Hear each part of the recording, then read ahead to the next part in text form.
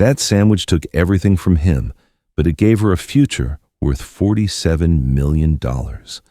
Emily, 10 years old, a skinny white girl, stared at the black boy through the gap in the freezing iron fence. His family had nothing, yet he still gave her his only lunch every day for 6 straight months. No one asked him to do it. No one thanked him. He simply did it. When she had to leave, Emily blurted out a crazy promise. "I'll come back and marry you when I'm rich." The boy laughed, tore off half of the red ribbon from an old toy, and tied it around her wrist. 22 years vanished into thin air. Emily Stone woke up at 6 a.m. The silence was unsettling. She lay in a penthouse worth more than most people would earn in a lifetime. The apartment sat atop a Chicago tower, its floor-to-ceiling glass walls overlooking Lake Michigan, stretching endlessly below, the water painted gold by the sunrise. But Emily didn't notice. She never did. The imported Italian coffee machine hummed softly. $7,000 for a single espresso. She pressed the button, the dry crackle of coffee beans grinding filling the air. She walked away before the cup was even full. Her walk-in closet was as large as a luxury boutique. 40 custom-tailored suits, all in cool tones, gray, black, navy, perfect, sharp, and lifeless. She reached for an ash-gray suit without looking. Everything in her life was pre-programmed. Maximum efficiency, minimum emotion. The apartment was completely silent, always silent. There were no family photos on the walls, no souvenirs from trips, no sign that a human being truly lived here. It looked like the lobby of a high-end 5-star hotel, with the coldness of a marble tomb. Her phone vibrated on the granite countertop. Assistant, board meeting at 9 a.m. The Thompson deal is closed. Emily, good. Value? Assistant, $12 million. Emily replied with a single letter, K. $12 million. She felt nothing, no joy, no pride, just numbers dancing on a screen, as meaningless as dust in the air. She stepped into her home office, the only place she allowed herself to be weak. She unlocked the mahogany desk drawer. Inside was a small, carefully reinforced glass box. Inside were no diamonds, no stocks, just half of a red ribbon, faded, frayed, and worn. This was the only thing that mattered. Emily lightly touched the cold glass. The sharp gaze of the real estate queen dissolved, replaced by the aching look of an abandoned child. 22 years. The fabric was deteriorating, even though she had hired the best preservation experts money could buy. Every morning, before putting on the mask of a ruthless CEO, she looked at it. And every morning, the same question echoed in her mind. Where are you? The board meeting went exactly as expected. Congratulatory handshakes, applause for a spectacularly successful quarter. Emily smiled, said the right things, played her role perfectly. Inside? Empty. Richard, her longtime business partner, pulled her aside afterward. Are you okay, Emily? You seem distant. I'm fine. You've been saying that for 5 years now, ever since you started buying up land like crazy in South Chicago. Richard frowned. Why that area? Negative returns, high risk, high crime. There's no sound economic reason for it. I have my reasons. Richard studied her closely. This is about that boy again, isn't it? The one you're looking for. Emily's jaw tightened, her eyes hardened. Stop it, Richard. Maybe he doesn't want to be found. Or worse, maybe he's no longer... I said stop! Her shout echoed down the hallway. Richard raised his hands in surrender, but his eyes were full of pity. Don't let the past consume you, Emily. It's too late. It had consumed her a long time ago. That afternoon, Emily sat alone in her office and opened a confidential file on her computer. Title, Investigation Report Number 48. Duration, 5 years. Cost, hundreds of thousands of dollars paid to 3 top private investigation firms. Result, 0. The words on the screen mocked her. "We have exhausted all leads." Marcus King is an extremely common name within the African American community in Chicago. His family relocated after the 2008 financial crisis without leaving a forwarding address. School records were lost in the 2010 fire. Emily slammed her hand on the desk. She pulled up a map of Chicago on the large screen. 12 red pins marked properties she had purchased. All of them lay within a 2-mile radius of Lincoln Elementary School. She hadn't bought those crumbling buildings as investments. She bought them so she'd have an excuse to be there, to walk those streets, to hope, to wait. If Marcus was still in Chicago, he would still be in that neighborhood. He was that kind of person, the kind who never abandoned others. Her phone vibrated again.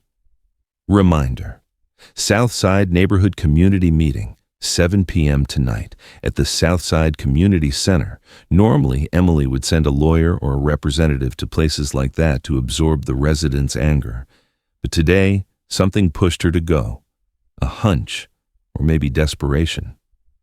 She texted her assistant, "I'll attend in person." Emily stood up, walked to the window, and looked down at the city as the lights flickered on. Memories came rushing back, uninvited. They always did. Sharp as knife cuts, 22 years ago. She was only 10 years old, 2 weeks. That was how long Emily lived on the streets after running away from an abusive foster family. Her mother had died from a drug overdose, leaving Emily behind in an overburdened, indifferent social welfare system. The first foster family returned her after just 1 week. They said she was too withdrawn, mentally unstable. The truth was that she was traumatized. She was in unbearable pain. But no one cared. She was just a number in a file. A defective white child. Emily ran away. She would rather freeze to death on the streets than ever go back there. 2 weeks sleeping in doorways, digging through trash cans for leftovers, sneaking drinks from park water fountains. By the 14th day, she could barely walk straight anymore. Hunger made her dizzy, lightheaded. Her stomach twisted as if someone were wringing her insides apart. She found Lincoln Elementary School. She collapsed onto the freezing snow outside the iron fence and stared into the schoolyard during lunch recess. She watched the other children eating, laughing, running around. The world inside the fence was warm and colorful. Her world outside held only the gray of concrete and the white of snow. A teacher on yard duty noticed her. The woman frowned and walked toward the fence. "Hey, you need to leave. You're scaring the children. You look filthy." Emily tried to stand, but her legs wouldn't obey. She crumpled to the ground. The teacher shook her head in annoyance, turned away, and muttered something about calling the police. That was when Emily saw him. A black boy with big round eyes, bright but heavy with sadness. He looked about 9 years old, younger than her, standing on the other side of the fence, only a few feet away. He wasn't afraid like the other kids. He wasn't disgusted like the teacher. He was watching her. Marcus King lived 3 blocks from the school, in a rundown apartment building with peeling paint and a heating system that always broke down on the coldest days. His grandmother raised him. His parents worked 3 jobs between them and still struggled to pay rent. Marcus's breakfast was thin porridge. Lunch came from school or was packed by his grandmother. Dinner was rice and beans. They survived, but barely.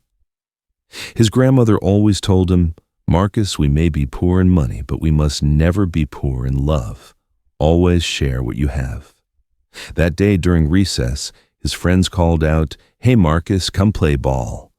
But Marcus couldn't move. He couldn't take his eyes off the white girl outside the fence.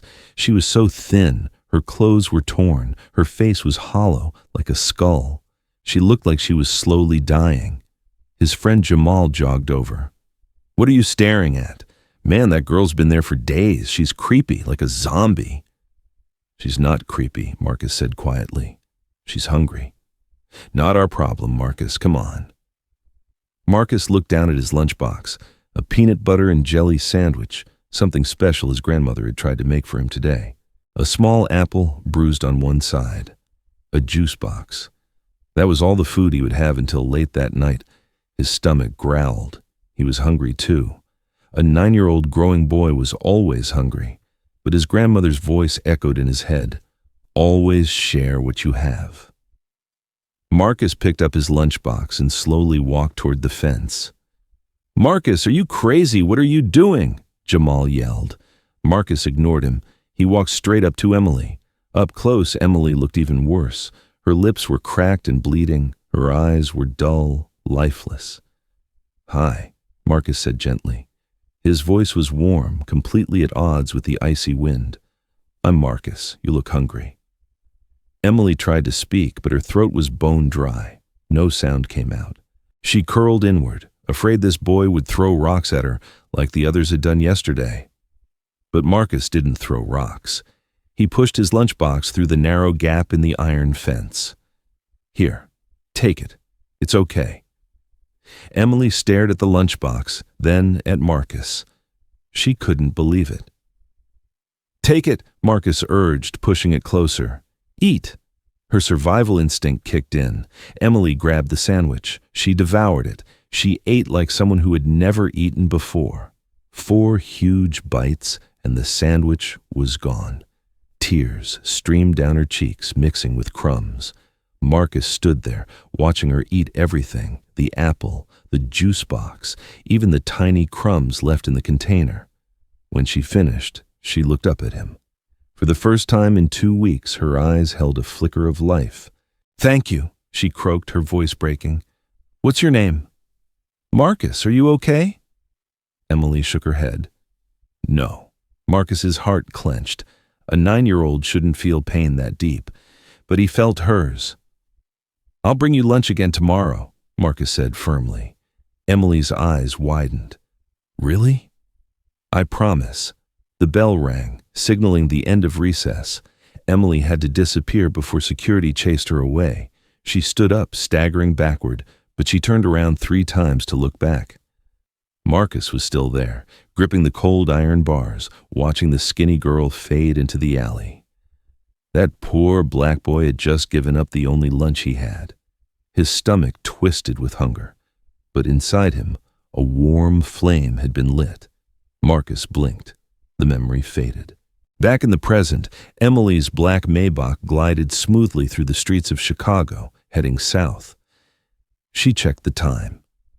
6:45 p.m. The meeting started at 7. A powerful feeling made her heart race. She touched the inside pocket of her jacket, where she'd carefully placed the keychain holding half of the red ribbon before leaving home. "I'm coming, Marcus," she thought. "I don't know if you'll be there, but I'm coming." What Emily didn't know was that Marcus would be there, and that he had thought about her every single day for the past 22 years. By December, the monster showed its fangs. The temperature dropped to -15 degrees Celsius. Winds from Lake Michigan cut into the skin like blades of ice. Emily was still there. 2 months had passed, and she had survived on Marcus's lunchboxes. But food couldn't fight the cold. She wore a thin, tattered windbreaker full of holes, no hat, no gloves. She huddled against the brick wall of the school, desperately trying to steal a bit of warmth from the ventilation system, but it was useless. Her lips were purple, cracked so badly they bled whenever she tried to move them. Her fingers were numb, turning a pale bluish color. She was slipping into hypothermia. A deadly drowsiness began to creep over her. Inside the fence, Marcus saw everything. It was afternoon recess. Marcus was wearing a thick winter puffer jacket, the most valuable thing he owned, something his father had saved for 3 months to buy. He also had on his father's old knitted gloves, oversized but warm. Marcus watched Emily shiver. He saw her eyes slowly closing. He knew that if she fell asleep now, she would never wake up. A fierce battle raged inside the mind of the 9-year-old boy. If he gave her his coat, he would be cold. His parents would scold him. He might get sick. Then his grandmother's voice appeared in his mind. "Marcus, a man protects those who are weaker than himself." Marcus ran to the fence. "Emily, hey, don't fall asleep," he shouted, shaking the iron bars. Emily jolted awake, dazed. "Marcus, it's so cold." Marcus didn't say anything. He quickly pulled off his gloves and threw them over the fence. Then he unzipped his jacket. The warmth escaped instantly, and the cold slammed into him, making him shudder. He took off the thick puffer jacket, rolled it up, and shoved it through the widest gap beneath the fence. "Put it on! Hurry!" Emily stared at the jacket. "No! You'll be cold." "I'm not cold," Marcus lied, his teeth already chattering. My house has another one. I have two. Take it." Trembling, Emily pulled the jacket toward herself and wrapped it around her body. Marcus's warmth was still trapped in the padding. It felt like a life-saving hug. She slipped her hands into the enormous gloves. For the first time in weeks, she felt blood flowing back into her fingers. "Thank you," she whispered, hot tears rolling down her ice-cold cheeks. Marcus smiled, even though he was now standing in a snowstorm wearing only a thin sweater. "See? I'm fine." But he wasn't. For the next 2 months, Marcus endured bone-deep cold every time he went outside. At every recess, he huddled in a corner, pretending to play hide-and-seek so the teachers wouldn't notice he had no coat. He lied to his parents, saying he'd forgotten it in class. He lied to his teachers, saying his parents were washing it. By the 5th week of winter, Marcus's small body gave out. He started coughing, deep, tearing coughs that ripped through his lungs. His fever spiked. That night, his grandmother touched his forehead and panicked. It was burning hot. Marcus drifted in and out of delirium, mumbling, "Don't take the coat back. She's so cold. Don't take it back." His grandmother, Mrs. Johnson, was a sharp woman. She had suspected something for a long time, ever since Marcus's lunchbox kept coming home empty and his coat disappeared. She forced the truth out of him. In his feverish state, he told her everything, about the white girl, about the fence. Mrs. Johnson didn't scold him. She cried. She cried for her grandson, and from pride. The next morning, Marcus couldn't get out of bed. He had acute pneumonia. The family had no money for the hospital.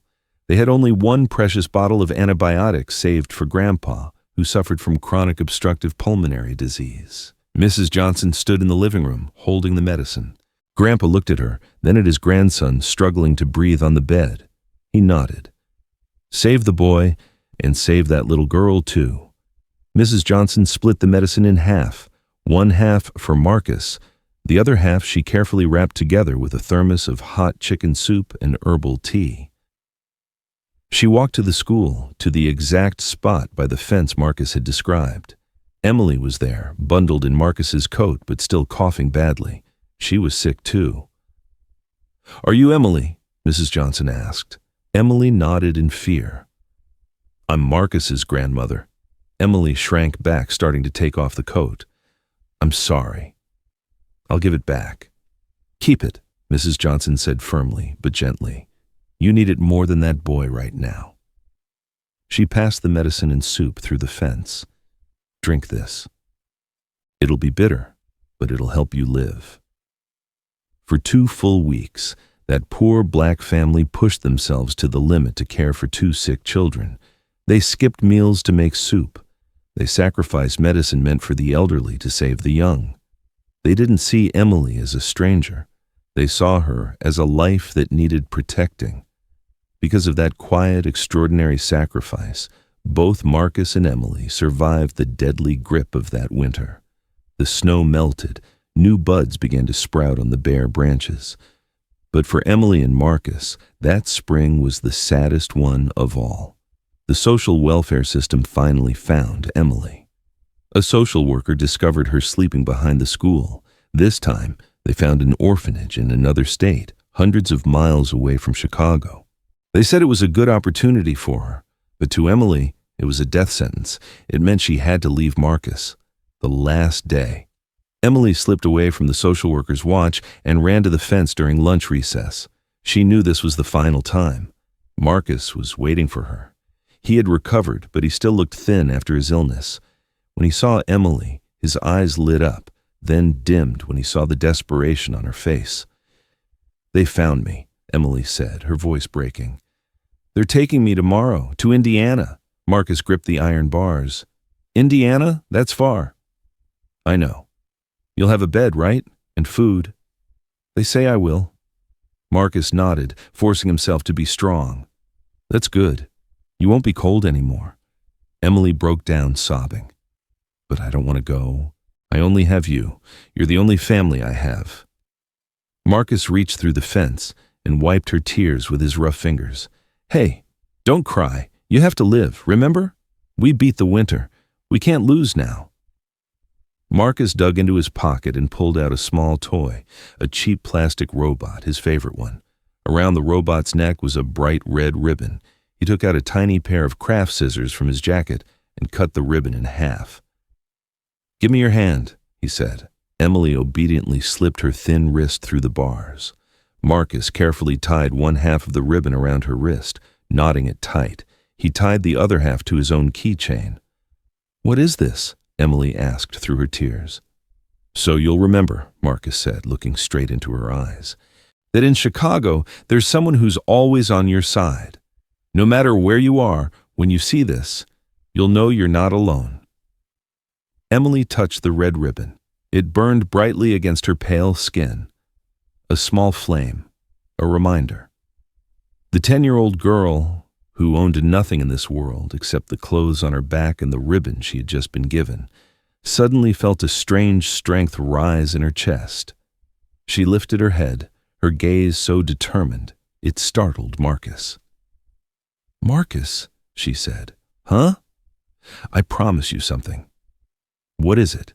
Emily tightened her grip on Marcus's hand through the fence. "I'll come back. I don't know how long it'll take. 10 years, 20 years, but I'll come back and find you. And when I do, I'll be rich. Filthy rich." Marcus laughed softly. "All right, miss.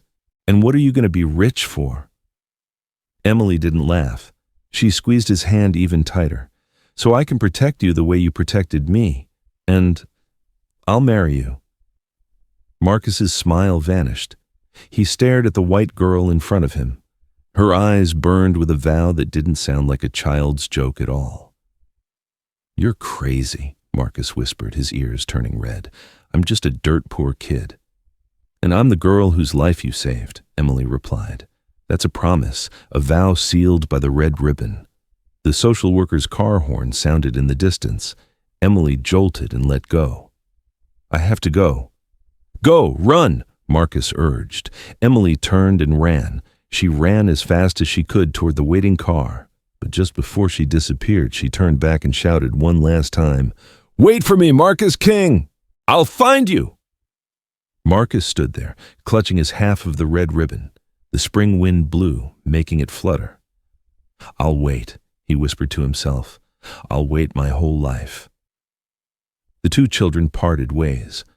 One headed toward cold orphanages, carrying a burning ambition. The other stayed behind in the poor neighborhood, carrying a kind heart and an endless longing. They didn't know that the childish promise made that day would become a fate, binding their lives together through 22 years of storms. 7 p.m. The room was packed, 50 pairs of eyes locked onto Emily Stone as she walked in. Not welcoming eyes. These were the eyes reserved for an invader.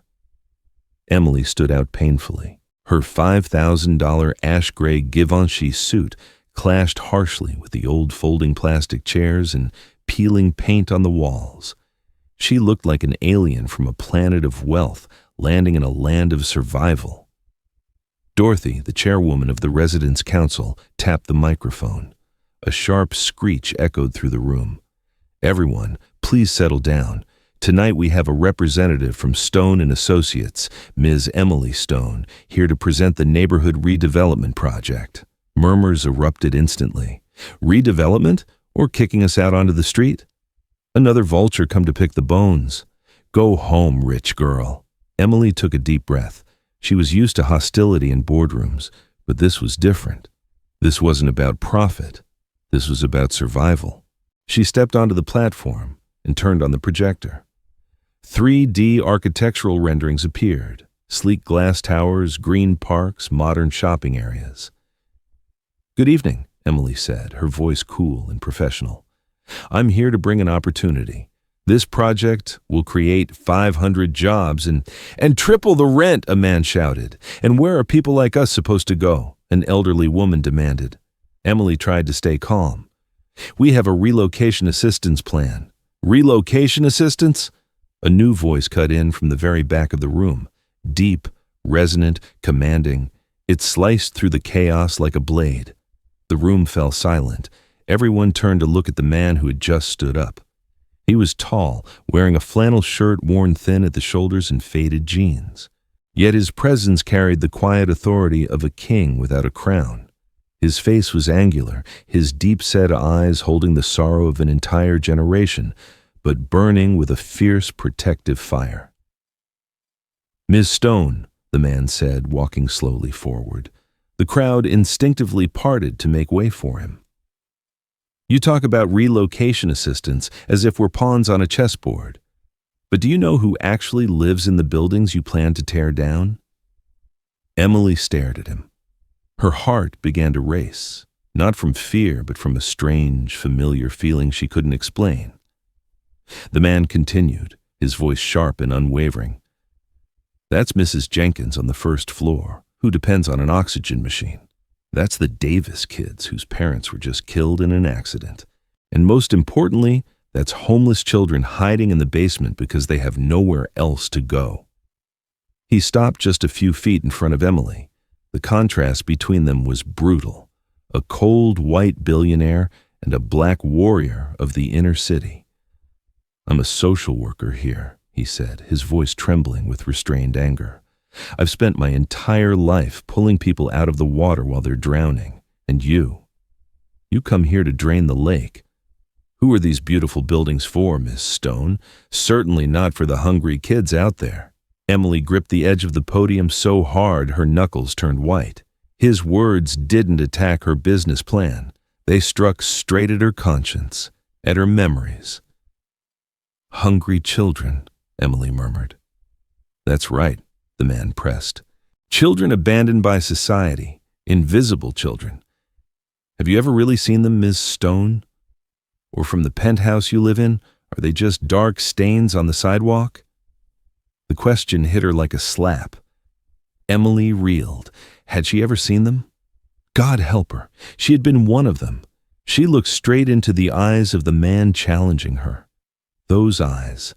Large, steady, sorrowful eyes. Eyes that had once looked at her through the gaps of an iron fence 22 years ago.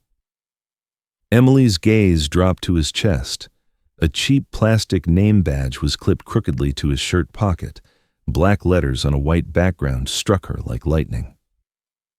Marcus King. Time stopped. The noise in the room vanished. Everything around Emily blurred. Everything except that name. She had found him. She was no longer the CEO of Stone and Associates. She was no longer the Ice Queen. The armor she had spent 15 years building shattered instantly. She stood there on the podium, but her legs trembled as if she were about to collapse. The microphone slipped from her hand and hit the floor with a dull thud. "Marcus," she whispered. The sound was too soft for anyone else to hear. Marcus was still standing there, waiting for her rebuttal, waiting for her to cover everything up with polished corporate language. But she said nothing. He frowned. "Miss Stone, do you have an answer?" Emily stepped down from the podium. She left the $1,000,000 presentation behind. She walked toward Marcus like a sleepwalker, the crowd murmured. "What's wrong with her?" "Looks like Marcus hit a nerve." Marcus took a cautious step back. "Hey, what are you doing?" Emily stopped in front of him. Now only an arm's length separated them. She looked at him, tears welling up in her sharp blue eyes, blurring her flawless makeup. "Do you remember?" she asked, her voice shaking, breaking in front of 50 strangers. Marcus looked confused. "Remember what?" Emily took a deep breath, struggling to find her voice in the storm of emotions. 22 years ago, Lincoln Elementary School. A skinny white girl, starving to death outside the fence. The entire room went dead silent. You could hear a pin drop. Marcus froze. His eyes widened. His breath caught. Memories buried beneath layers of survival suddenly surged back to the surface. Emily went on, tears streaming down her face. You gave that girl a peanut butter sandwich. You gave her your only coat in the middle of a snowstorm. You froze so she could live. Marcus dropped the stack of documents in his hands. Papers fluttered across the dirty floor. That's not possible, he whispered, his voice hoarse. Emily? Emily nodded, sobbing. She reached into her suit pocket and pulled out her luxury car keys, but she wasn't showing off the car. She lifted what was attached to them. Under the flickering fluorescent lights of the rundown community center, it was clearly visible. Half of a red ribbon. Old. Frayed. I promised, Emily choked out. I promised I'd come back and find you. Marcus stared at the ribbon. His hands began to shake uncontrollably. Slowly, he reached into the back pocket of his faded jeans and pulled out a worn leather wallet. He opened it. Inside the clear plastic sleeve, where people usually keep photos of loved ones, there was only one thing. The other half of the red ribbon. He took it out. He held it up. Two halves of the ribbon, one preserved in the silk-lined life of a billionaire, the other kept in the empty wallet of a poor social worker. And yet, when placed together, they fit perfectly. Every jagged cut made by those tiny craft scissors years ago. My God, someone in the crowd whispered. Marcus looked at Emily. He no longer saw the expensive suit. He saw the 10-year-old girl with hollow eyes from long ago. You're alive, Marcus said, his voice breaking open. You're really alive. Because of you, Emily cried. All because of you. The distance between them disappeared. No rich and poor, no black and white, no developer and resident. Marcus stepped forward and Emily collapsed into his arms. They held each other tightly in the middle of the meeting room. Emily, the powerful woman who made all of Chicago tremble, was now sobbing like a child in the arms of the man who had saved her life. Marcus held her just as tightly, burying his face in her hair, as if afraid she might vanish like a dream. The room erupted, not in anger, but in awe. The people who had been shouting at her moments before fell silent. Some wiped away tears. Dorothy, the toughest woman in the neighborhood, took off her glasses to dry her eyes. They had just witnessed a miracle. A promise that had lasted more than 2 decades had been fulfilled right before them.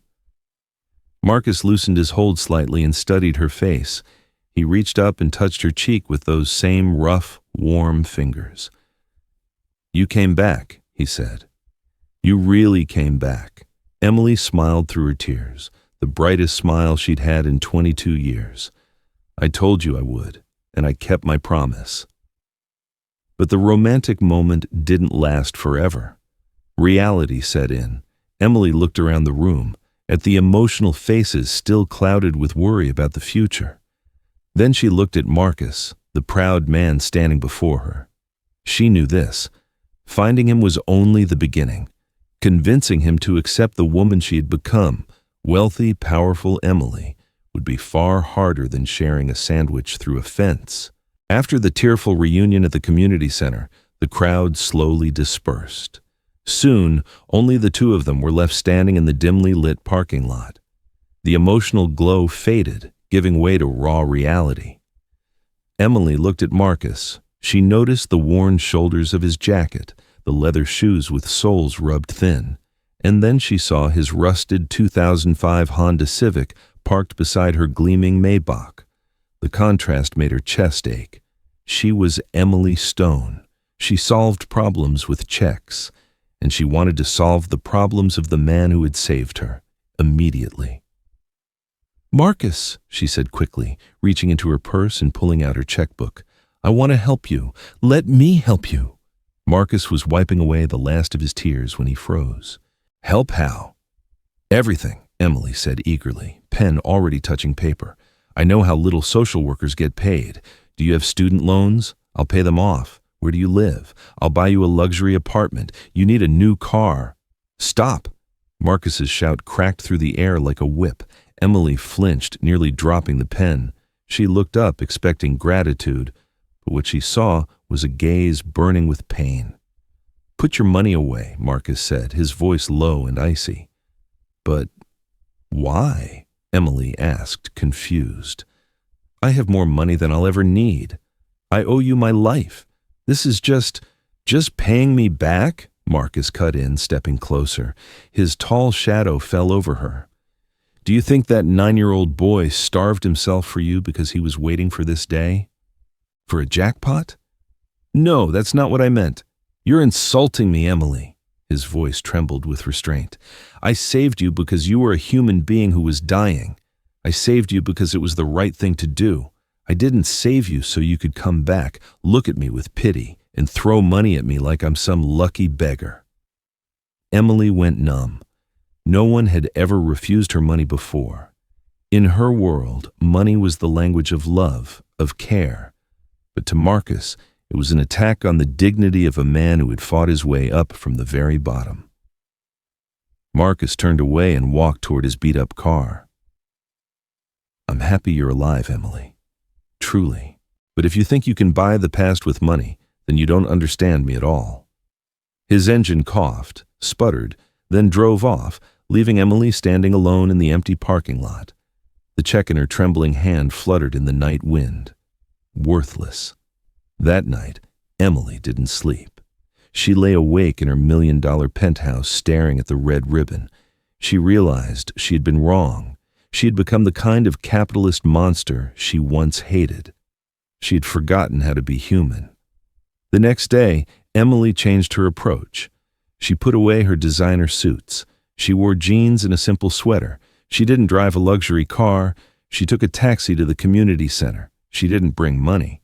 She brought 2 cups of coffee and a bag of sandwiches. Marcus was buried under a mountain of paperwork when he saw her walk in. He frowned, instinctively bracing himself, but Emily just smiled shyly and placed a coffee on his desk. Caramel macchiato, light on sugar. I remember you saying you liked sweet things when we were kids. Marcus looked at the coffee, then at her. The anger in his eyes softened, just a little. And peanut butter sandwiches, Emily added, opening the paper bag. This time it's my turn. Marcus laughed, a short laugh, but genuine. He took the sandwich. All right, sit down.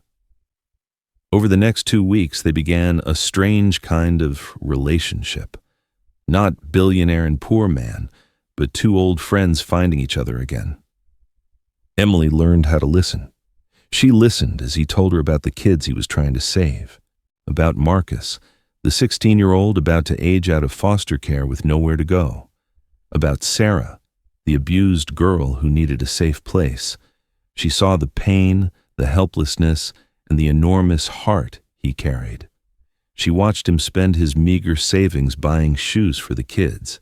She watched him work 14-hour days. One day, the center's heating system broke down. Repairs would cost $30,000. Marcus ran his hands through his hair in despair. The next morning, a professional crew arrived and replaced the entire system. Who paid for this? Marcus demanded of the foreman. An anonymous donor, the man said with a wink. Marcus turned and looked at Emily, who was sitting in the corner playing chess with the kids. She didn't look at him. She was focused on the game. But he knew. This time, she hadn't handed him money. She had helped the children. She had understood what truly mattered to him. Marcus walked over and sat down across from her. Thank you, he said quietly. Emily looked up, her eyes sparkling. For what? I'm just a volunteer. Marcus smiled.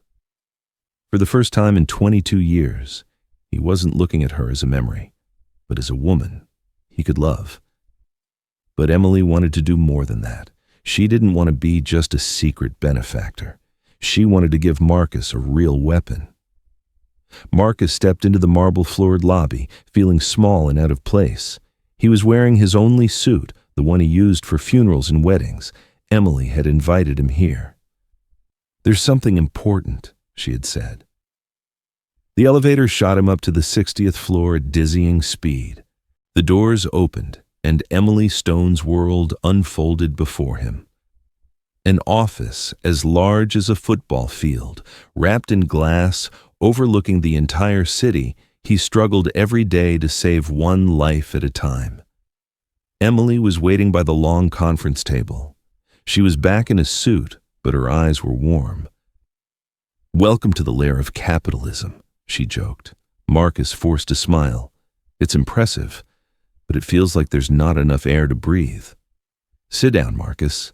Emily slid a thick folder across the table toward him. Marcus looked at the cover. Bold red letters leapt out at him. The Red Ribbon Initiative. "What is this?" he asked, opening to the first page. "I don't want to give you money anymore, Marcus," Emily said seriously. "I know you won't take it. And I've realized that giving you money doesn't solve the root of the problem." Marcus skimmed the pages. His eyes widened with every line. "Mission: comprehensive support for youth aging out of the foster care system. Initial budget: $10 million. $10 million. Programs: transitional housing, college scholarships, vocational training, legal aid, mental health care." "You're starting a charity?" Marcus asked, his voice trembling. "Not a charity," Emily corrected. "A launch pad, and I need someone to run it." She flipped to the final page. An employment contract. Position: Chief Executive Officer, CEO. Beneficiary: Marcus King. Authority: full decision-making power over strategy and budget allocation. Marcus pushed the folder away. "Emily, I can't. I'm just a social worker. I don't know how to manage millions of dollars. I don't have an MBA. I don't belong in this world." Emily stood, walked around the table, and stopped beside him. She turned his chair so he was facing her. "That's exactly why I chose you," she said, locking eyes with him. "I could hire Harvard graduates, people who know how to make spreadsheets look pretty but have never known what hunger feels like. They'd turn this fund into a tax shelter." She knelt on one knee on the expensive floor, lowering herself to his eye level. "Marcus, you lived through that hell. You know what these kids need because you were one of them. You have a heart no school can teach. But the money, it's too much. It's a weapon," Emily said, taking his hand. Her small hand disappeared inside his large, calloused one. "You've been fighting with your bare hands for years, bailing water out of a sinking boat with a spoon. Now I'm giving you a ship. Take it. Use my money to save kids like you once were. Kids the system abandoned." Marcus looked down at the contract, then out the window, where South Chicago lay hazy beneath the mist. He thought of 16-year-old Marcus, about to be thrown onto the streets. He thought of Sarah. He thought of himself at 9 years old, powerless as he watched friends fall apart because of poverty. This wasn't charity. This was empowerment. Emily wasn't buying him. She was respecting him. She was turning him into the hero he had always wanted to be. "You trust me?" Marcus asked, his voice thick. "With $10 million. Emily smiled, the smile of the 10-year-old girl from long ago. "Marcus, I trusted you with my life over a sandwich. What is $10 million compared to that?" A single tear slid down the hardened man's cheek. Marcus picked up the pen. His hand no longer shook. He signed his name on the approval line, one decisive stroke. "We're going to change the world, Emily," he said. "No," Emily replied, standing and placing a hand on his shoulder. "You are going to change the world. I'm just the one who signs the checks." They looked at each other. In that moment, a powerful alliance was born, not just partners. They were two halves of a ribbon that had finally found a way to tie itself back together, not only to save each other, but to save the world. When the business was done, Marcus stood up, but he didn't leave right away. "Emily," he said. "Yes? Tonight, may the CEO take the chairwoman of the board out to dinner? No business, just dinner." Emily blushed. Her heart pounded like a teenage girl's. "Another sandwich?" she teased. "No," Marcus laughed, his smile bright and devastatingly charming. I just landed a high-paying job. I'm taking you out for the best steak in Chicago." The elevator doors closed behind Marcus, but Emily stayed where she was, smiling to herself. She had found him, she had empowered him, and now she was on her way to winning his heart. But one promise still remained unfulfilled, the greatest promise of all. Under Marcus's leadership, the foundation rescued 127 young people from homelessness, an 89% success rate, numbers that spoke for themselves. But tonight, at the Chicago Grand Hotel, no one was talking about numbers. It was the annual Gala of Honor, 500 guests, billionaires, politicians, A-list celebrities. Camera flashes exploded like lightning. Emily stood backstage, her heart pounding. She had negotiated billion-dollar deals without blinking, but tonight her hands trembled. She clutched a small velvet box so tightly her palms were slick with sweat. Marcus stepped up beside her. He looked breathtaking in a custom-tailored tuxedo. This time, he hadn't refused her gift.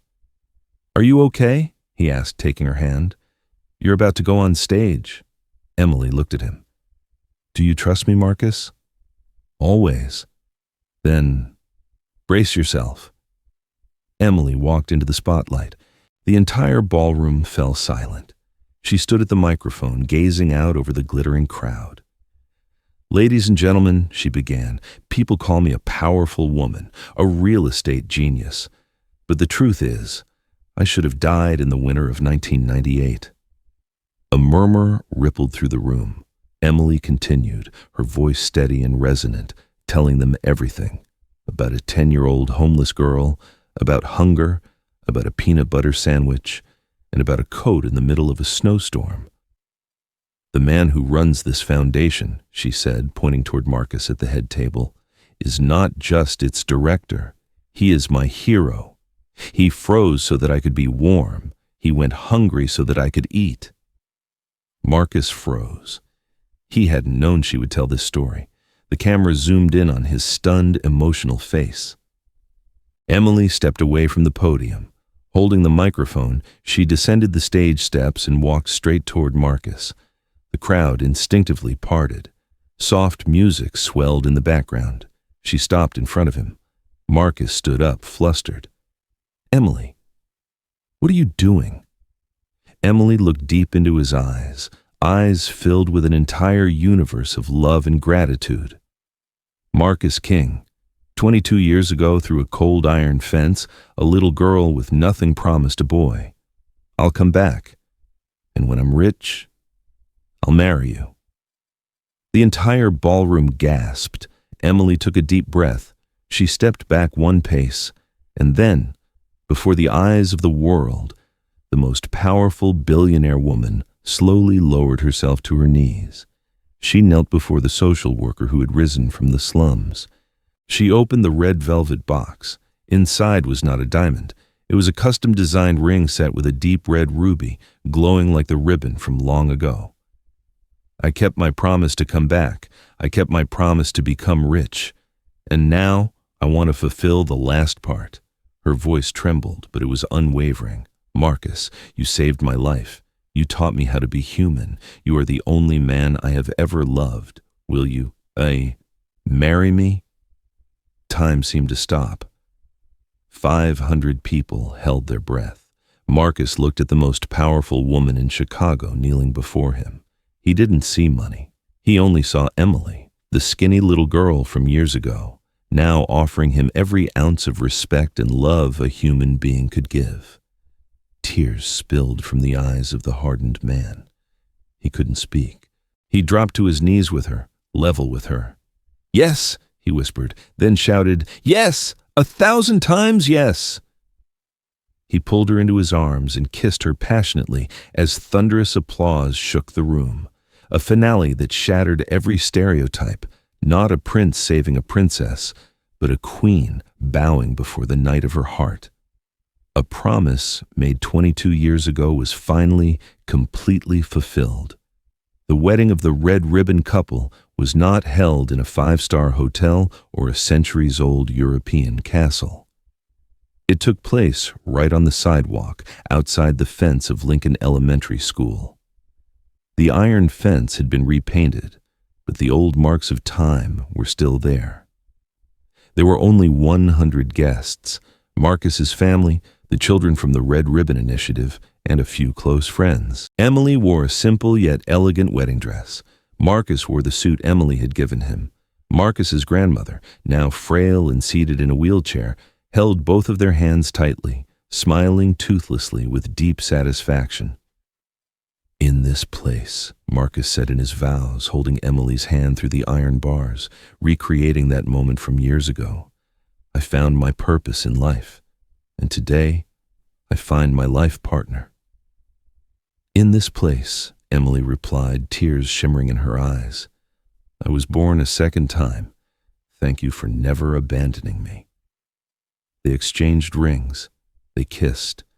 The simplest wedding, yet filled with the greatest love. As the ceremony ended, cheerful music filled the air. Guests began to congratulate them. Marcus and Emily walked hand in hand along the familiar fence. Suddenly, Emily stopped. She squeezed Marcus's hand. "Look," she whispered. At the street corner, where a dark alley met the glow of the afternoon sun, a small figure stood half hidden. It was a little girl, about 8 years old. Black, messy braided hair, clothes smeared with mud. She stared at the wedding feast with a mix of hunger and fear in her eyes. Those eyes were exactly like Emily's 23 years ago. History was repeating itself. Poverty and suffering had never truly disappeared. Marcus looked at Emily. Emily looked at Marcus. They didn't need to say a word. They understood. Their mission wasn't over. It was only just beginning. They walked toward the girl together. Marcus carried a plate piled high with food. Emily untied the red ribbon decorating her bridal chair. They approached the girl. She started to run, frightened. "Don't be afraid," Emily said gently, crouching down to the girl's eye level. "Are you hungry?" The girl nodded shyly. Marcus held out the plate. "This is for you. Eat." The girl took it and ate ravenously. Marcus and Emily exchanged a smile, one filled with deep understanding. When the girl finished eating, Emily gently took her small wrist and tied the red ribbon around it. "What is this?" the girl asked. Emily looked at Marcus, then back at the child. "It's a promise," Emily said, "that you'll never have to fight alone again. We'll be here." Marcus patted the girl's head. "Come on, let us take you somewhere safe." The three of them walked hand in hand toward the community center, where the symbol of the red ribbon fluttered proudly atop the building. The camera slowly pulled back, rising higher. We see the fence of Lincoln Elementary School. On its cold iron bars, hundreds, thousands of red ribbons have been tied by the people of Chicago. They flutter in the autumn wind, forming a blazing wall of red. Each ribbon represents a life saved. Each ribbon is a reminder that a single sandwich can save a life.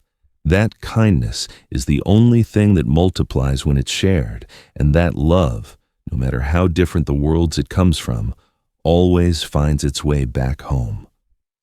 The final words appear on the screen. The Red Ribbon Initiative, founded by Marcus and Emily King, has helped 847 homeless children find housing and employment, and they continue every single day. From a sandwich by an iron fence to a proposal that shook the world, Marcus and Emily proved this. Kindness doesn't require wealth, and the most beautiful form of gratitude is empowerment and respect. 22 years, one promise, 2 lives transformed, and hundreds of destinies saved. What moved you the most in this story?